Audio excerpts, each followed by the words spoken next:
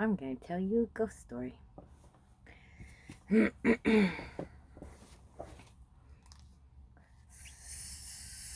So, a long time ago, I was married. And I've only been married once in my life. And my husband died. But he's not the ghost. He's my husband's friend. So, we had a friend, and his name was Bobby. And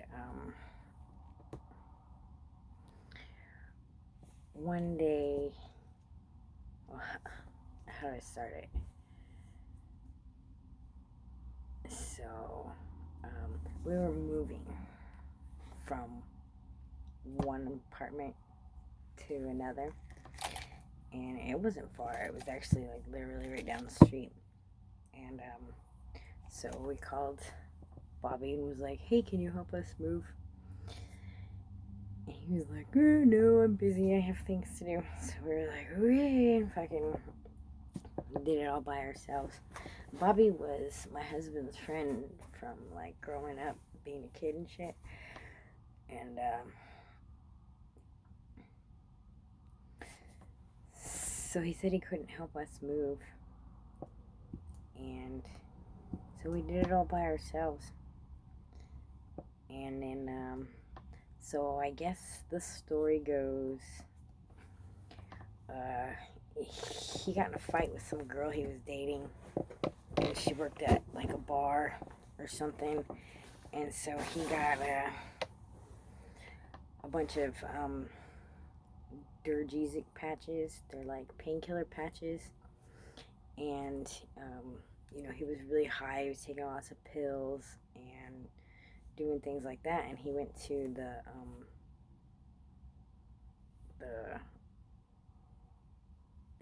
bar because he was all pissed off and high. And I guess he like tried to take the cash register and did a bunch of stuff. I guess he was waving a gun around and all kinds of shit like that. So I guess the cops got called, and he like hid in a space in the attic of the bar or something like that. And I guess they found him, and they took him to jail. And while he was in jail, he was in the holding tank. And like in a holding tank, you're with people. You're not alone in a holding tank unless you're on suicide watch. And then you're alone and naked.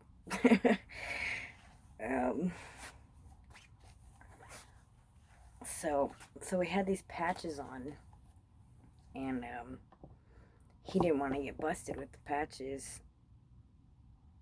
I mean, he already had all kinds of charges and shit coming up on him, but he didn't want to get busted with the patches. So I guess what he did was he took the patches off and tried to swallow them. And I guess he swallowed one and it got down, but the second one got stuck in his throat. And he choked to death in the holding tank. And from what I heard, people were banging on the door like, "Yo, hey, help us, this guy's dying, he's choking. And the cops were like, "Shut up," and just totally ignored him. And he died there in the cell in front of everybody. And so yeah, we found out the next day. Another girl that he was seeing came by crying and said, "Bobby's dead. Bobby died." And she told me the whole story about all the stuff that I just said. And so my husband was really upset about it. And I said, "Well, Bobby, if you're scared and you don't know where to go, you can come here to our house until you figure out where you're gonna go, until you're ready." And he did. Bobby came to our house, And at this point, I had children, and my children could see Bobby. My children interacted with Bobby. I interacted with Bobby. My husband interacted with Bobby. I told Bobby that he could have my attic. And he did. And, he would, there would be times where you could almost freaking see him. Like, he could almost fully form. And word got out. Word got out that Bobby was at my house, and Bobby's friends started to show up at the house to see if all this was true, if Bobby's spirit was at my house. And I had this weed pipe. It was like a glowing weed pipe. It was like a pipe, but it was like an inner outer pipe. There was like a smaller one, and then a outer one, and the middle part was filled with like glow in the dark liquid. And it was sitting on my kitchen counter, and it was like three of his friends or something like that showed up, and they were like, yeah, we heard Bobby was here, and we wanted to see Bobby and experience this, and people are interested in that kind of stuff.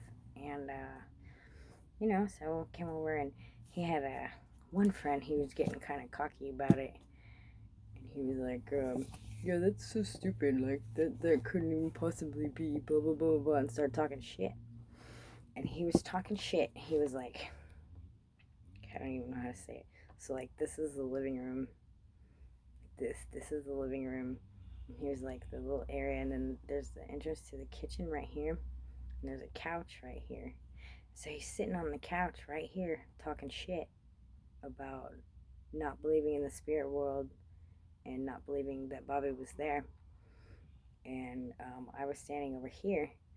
Nobody was in the kitchen. And all of a sudden, the pipe that was on the table flew out of the kitchen into the living room and hit the wall. And I was like, is that enough for you? And they left. But yeah, Bobby hung around for a long time. Bobby actually used to play with my kids. And yeah, it was pretty cool. Bobby was my most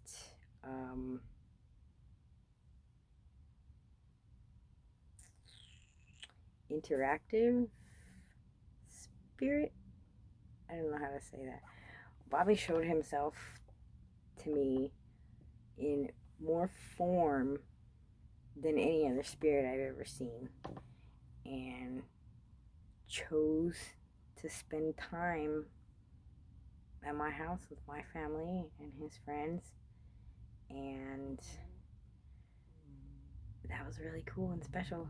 And I've seen many spirits, and I've definitely dealt with a lot of different things, but I had to say Bobby was the most prominent, and it was a very cool experience. And there are other stories that are attached to that. A whole lot of stories not attached to, Bobby, but I'm getting ready to tell some stories. But yeah, full form. He would play with my kids, and he had like the setup of the house was like the front door is like you went up some stairs, and then right when you got to the stairs, it opened up into a big living room area, and then there was like a large bedroom with like sliding doors to this side, and you go through the bedroom, and there's another bedroom, a small bedroom, and that was mine and my husband's bedroom, and then the kids, they had the big bedroom right next to us. And I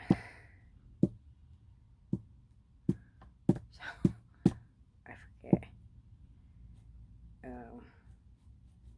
Yeah, I remember one night one of my kids came up, and they were giggling and laughing, and I was like, hey guys, you guys gotta go to bed. And they were like, oh, we just want to play some more with our friend. And you could see him, and it was like,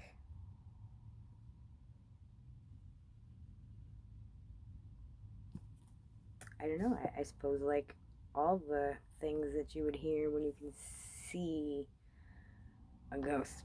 But he wasn't like, you know how sometimes people explain when they see a ghost, it's like kind of smoky, you can see through him. Bobby was more like kind of darkish,